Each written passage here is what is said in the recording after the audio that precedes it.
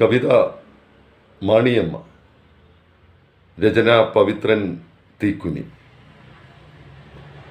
മരിക്കും നേരത്തും മാണിയമ്മയുടെ കൈവെള്ളയിൽ ചോരക്കറയുണ്ടായിരുന്നു. പിറവിയുടെ മഹാകാവ്യം പോലെ ഇളം ചോര. കണ്ണുകളിൽ ഉറക്കമില്ലാത്ത ഉറക്കങ്ങൾ ജപ്തിവെക്കി വെച്ച പോലെ.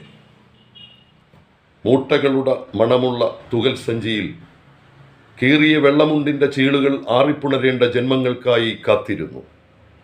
വെറ്റമുറുക്കി ഉച്ചത്തിലൊന്ന് ചുവന്നു തുപ്പി കരിമുണ്ടിൻ്റെ കോന്തലയിൽ കാമനകളെ മുറുക്കിക്കെട്ടി അടിവയറിൻ്റെ ആധികളിലേക്ക് വിരലുകളെ ഇറക്കിവിട്ടു.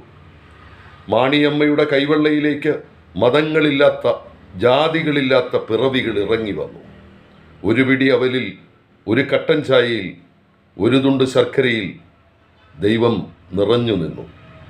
നാഴിയരിയും ഒരു മുറി തേങ്ങയുമായി ദൈവത്തെ ഒരു നൂലിൽ ഉറക്കി കയ്യിലോ അരയിലോ കെട്ടി മാണിയമ്മ ഇറങ്ങി നടന്നു. ചെകുത്താൻ മാത്രം മാണിയമ്മയോട് നന്ദി കാണിച്ചു. ചെങ്കുത്തായ വഴുക്കൽ നിറഞ്ഞ ആ ഉടലിലേക്ക് കയറി വരാതെ കല്ലുവഴികളിൽ കർക്കിടക പെയ്ത്തിലും മാണിയമ്മയുടെ മുറിച്ചൂട്ട് ആഞ്ഞു കുത്തി. കല്ലുവഴികളിൽ കർക്കിടക പെയ്ത്തിലും മാണിയമ്മയുടെ മുറിച്ചൂട്ട് ആഞ്ഞു കത്തി. മാണിയമ്മയെ ആരും പ്രണയിച്ചിരുന്നില്ല, ആരും താലികെട്ടിയതുമില്ല. പിറവികളുടെ അതിപുരാതന ഗന്ധം പുരണ്ട അവരുടെ ജീവിതത്തെ ഒരു പുരുഷന്റെ വിരൽത്തുമ്പിലും കോർത്തിരുന്നില്ല. അതിനാൽ അരക്കെട്ടും ഗർഭപാത്രവും പിറവിക്ക് മുമ്പേ മാണിയമ്മയിൽ ഒരു ശ്മശാനമായി. കറുത്ത നിലാവുകൾ മാണിയമ്മയുടെ മുലഞരമ്പുകളിൽ ചേക്കേറി.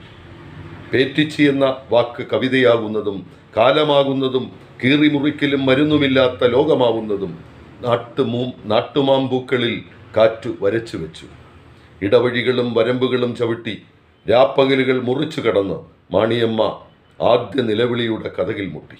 കൈവെള്ള നിറയെ ചോരക്കറയുണ്ടായിട്ടും മാണിയമ്മയെ ആരും അമ്മയെ എന്ന് വിളിച്ചില്ല. ആകുലതകളുടെ അണക്കെട്ടുകളെ ആണിവിരൽ തുമ്പിൽ നൃത്തമാടിച്ച കാലത്തിൻ്റെ പേരാകുന്നു പേറ്റിച്ചി അല്ലെങ്കിൽ മാണിയമ്മ.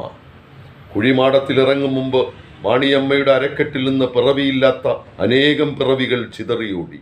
അമ്മയിലേക്കുള്ള വഴി ചോദിച്ചിട്ടുണ്ടാവാം.